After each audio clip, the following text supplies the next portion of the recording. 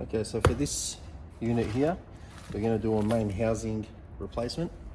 This is the one of the ones with the seized main bearing. So we have to get through the electrical box, take the front cover off, slide everything off the frame and transfer it over to the new one. And we'll do that step by step. Get our screwdriver first, use a drill. Most of these screws are already out, so it's probably just held in by one.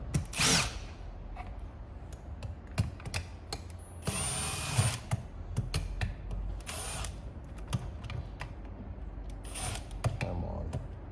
There we go. Okay. So this has already been stripped internally from the last video, or from one of the other videos. Now we've got to remove the electronics. 4 screws.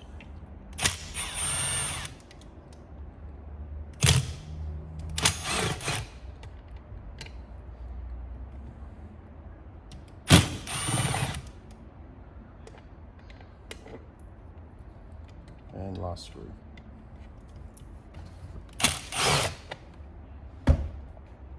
Okay.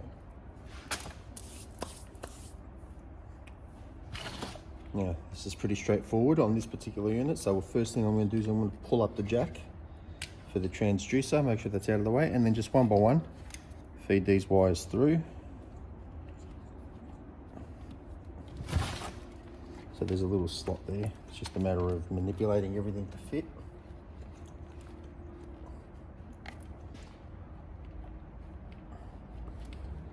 Might go with the skinnier ones first. That'll make it a little bit easier.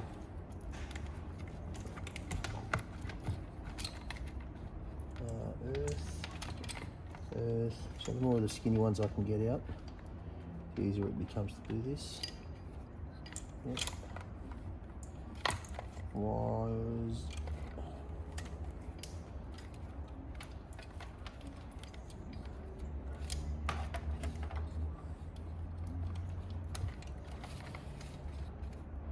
So this unit is a 440 and it's the same as the 321, but this particular procedure is exactly the same for a 540, a 640, or a Wagner 323 and a Wagner 3.25.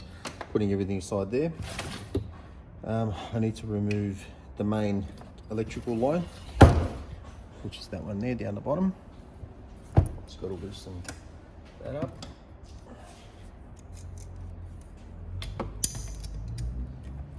And that'll give me the ability to move the cable. And then grease all over my hands. Then I'll remove the base. As soon as I get a couple of turns, it should be easy to move with my hand. Should be.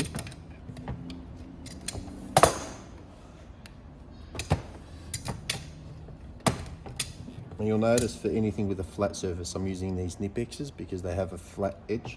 They're not actually binding into it, they're just rubbing up against it. Or sorry, gripping up against it.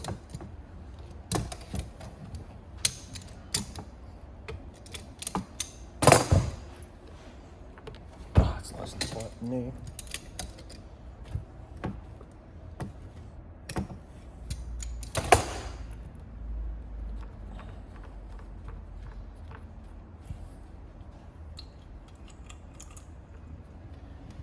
Feed that through.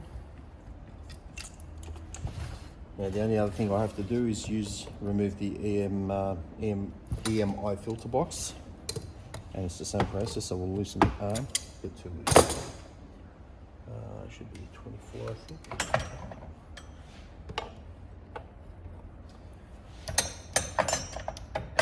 It's going to be too easy, so it wasn't going to let me do that. So what's happening is I've got another one of these fittings over here, and as I'm turning it, the whole thing is turning, which means that the cable's going to turn too. See if I can actually take it off without, no, it's gripping and it's biting onto the cable. All right, I'll have to get into it from the other side first. I'll just do that off camera. I just grab the very thin 24mm, and that will give me enough room to grab onto the base, and then I should be able to loosen this one up. Easy. That's the first one, and that will be second one.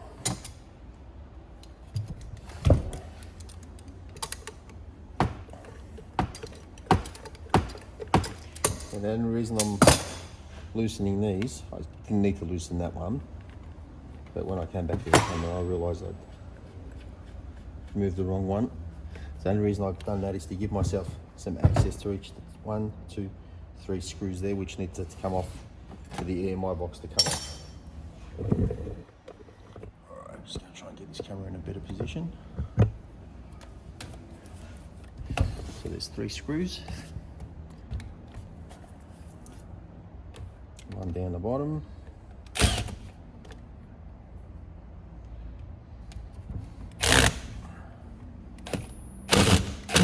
Come on. There's so much paint on these screws. See how this one goes. No. And you can do them by hand. Sometimes just got to go by hand to avoid damaging the screws. We've got plenty of spares here. But, you know, yeah, that's going to be one of the trouble ones, that bottom one. Grab a little wire brush adapter. So just going to give these screw heads a bit of a clean. Just with the wire brush, wire wheel.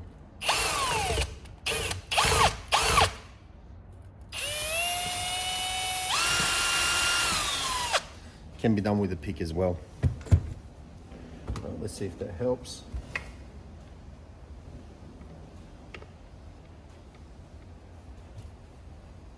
Yep, that one's out.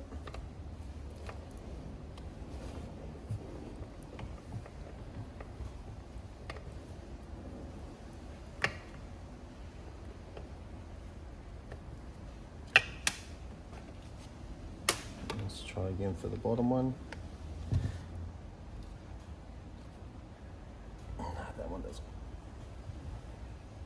Doesn't want to give way. All right, we'll come back to that in a sec.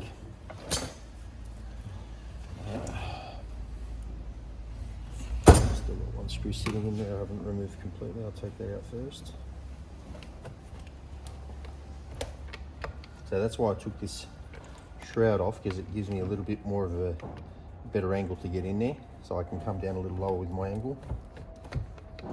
Because when these are fitted in the factory, they're fitted before the wires are fed through. And I don't really want to strip this box to get in there, because it's pretty annoying, difficult and tight fit. Now this screw here, the middle one, is usually the most complicated to get to. All right, let's see what we can do with this one here.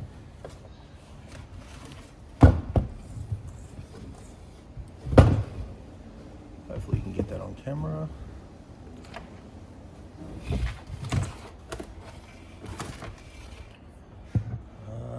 Trying to find the best angle here.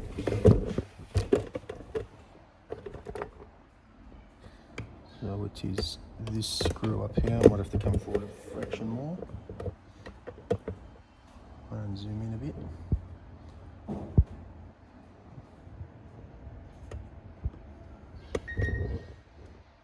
It's that one right there. Even at this angle, it's almost impossible to see. Okay, let's see what we can do.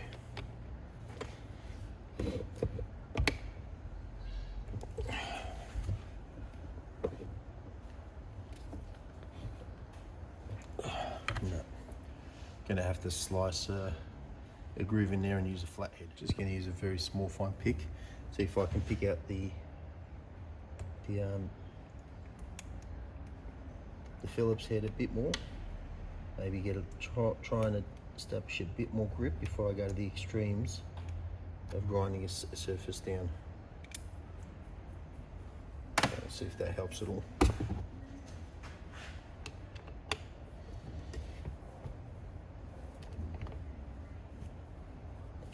Not at all. Okay. Hopefully a little wiggle will help.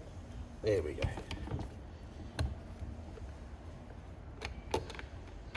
Just when they're covered in paint like this one is, it's very difficult.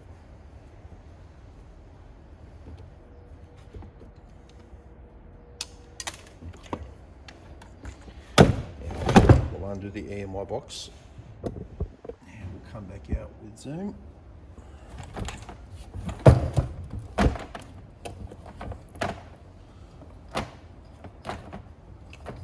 Now this one's being replaced again purely because the main bearing is completely seized. So there's no use for me to even bother trying to clean it or make it work. It's just too much involved, and it's easier to replace it for the customer. Gives them at least 2 or 3 pump rebuilds worth, as long as they don't let it overflow with paint. And then it's easy to replace. Okay, only one more thing to salvage off this, and that's the grab handle. 2 Phillips heads in the back. Just give them a bit of a pick to clean out the joint, or lock, or thread, or whatever the right term is for that. Just so the screwdriver can grab a bit better. Okay.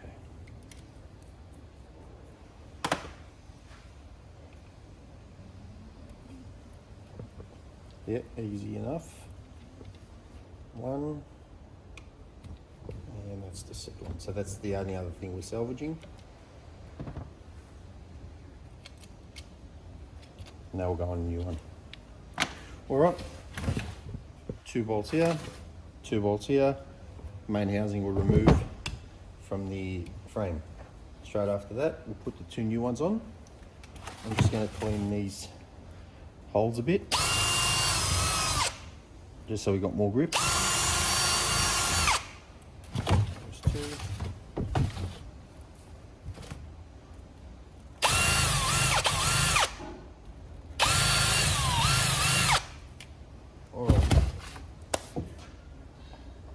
By memory, these are 13/16s, I think, so, or 3/16s. No, next size up.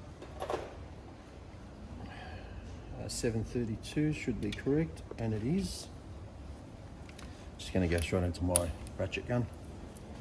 So we'll do 2.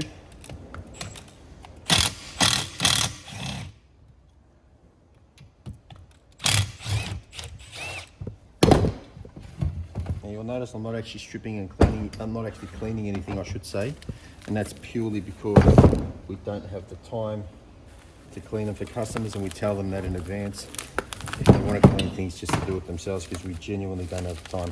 All right, take this off and I'll show you what we're getting in a brand new housing.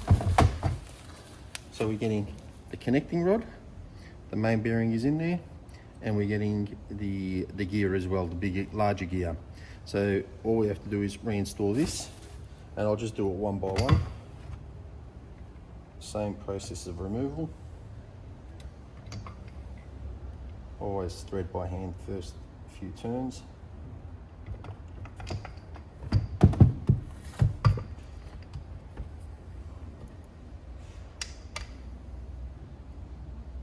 Okay, come down a bit, yeah.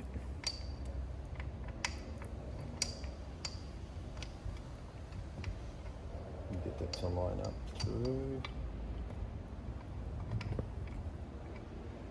Alright, now I'll go to the power tool.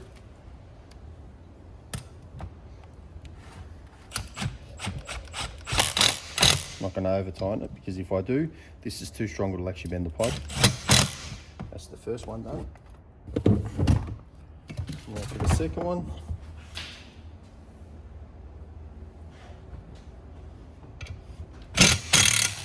One, 2, scrap metal. Come back around here.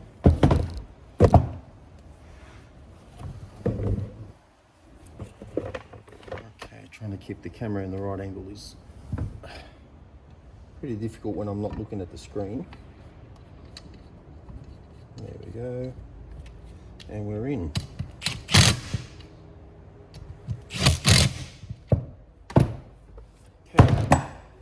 Now we'll just reverse the order of removal. But before I do put anything back on, I'm just going to go back to all the screws, and I'm going to clean all the threads with our wire wheel, and I'll come back and insert them. Okay, so cleaned all my screws. Go back to installing this. Only one way to put this on. Okay, so 2 longer screws. Way out of range there, so the 2 longer screws will go in the back.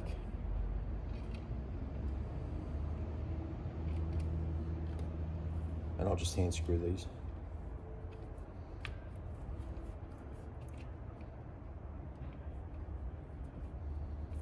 All right, now back to the EMI box. So we've got our main hose, we've got our main line to go in. Let's turn this over. Make sure it's still in here.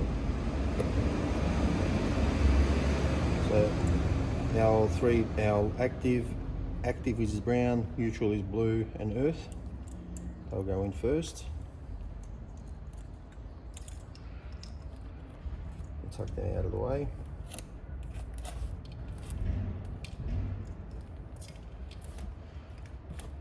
Okay, I'm not going to block any of this stuff in yet. Next, we're going to line up our EMI filter, so just 3 screws. Do the ones that are easiest first because that'll hold it in place.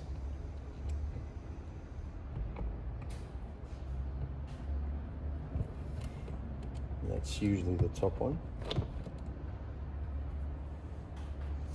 So once I get that one in place, I'm not going to tighten it in all the way. I'm just going to get it to hold the EMI filter box in place. Then we go to the middle one, which is actually the hardest one, but because everything's loose, it gives me a lot more wiggle room. And then the bottom one.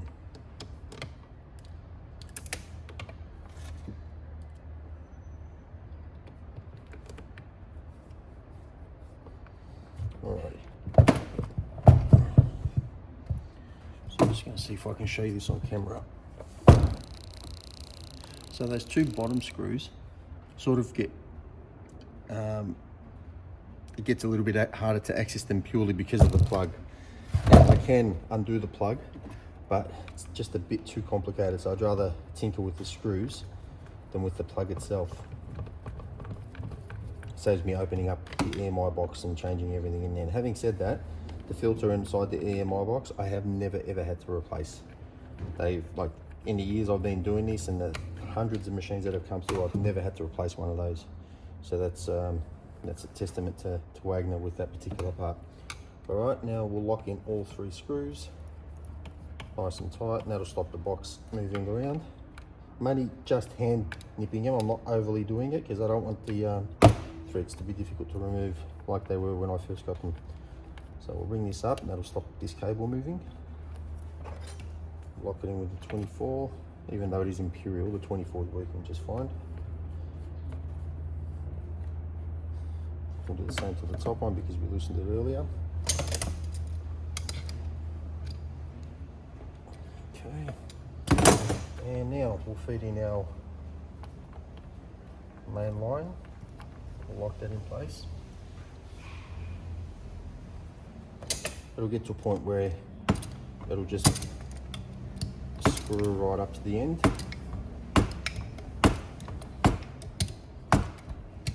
And again, I cannot recommend enough having a set of straight edge adjustable pliers. And the only ones I've seen so far are the Nipex brand, but like we use them for everything. We got them in our mobile toolbox, they're just great. Alright. Nice and tight, so we'll for that, and we'll lock in our cable. Just going to give it enough room. So from here, before I lock this in, stops the cable being able to move, I'm going to feed in my 2 lines, and this neutral doesn't have to go in there. And I need them to go in and across this slot there, so that's how far I need the cable to go in. Now I can lock that in.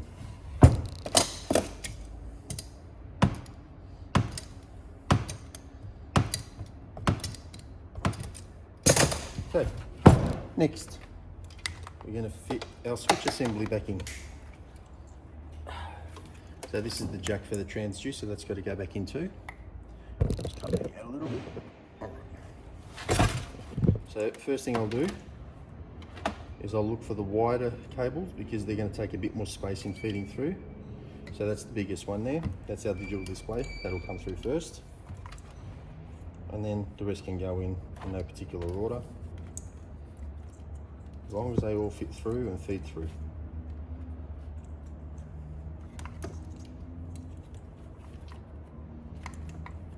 Couple of earth wires. Alright. Only thing left to do is the transducer jack, and I actually like to bring it up from the bottom. The reason I do that is it avoids me trying to feed this block through that hole, so I can just feed it up this way. It's a lot quicker, it's a lot easier. Okay, so there's all my wires fed through. Now I've got to rewire my power supply back to the switch. Neutral and active, brown and blue, blue and brown. Okay, so I've already got the wires coming to the switch, blue, brown, and I just got to match them to the same side. So up and down all have to be the same side, same color. So brown, brown, brown, as you can see there, and blue, blue, blue, and that's it for this switch. Feed back these two earth wires as well.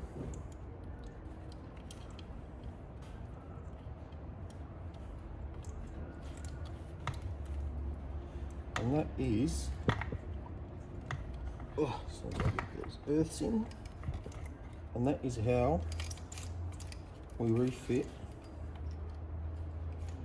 or replace a main housing. Take that through and screw it in with 4 screws.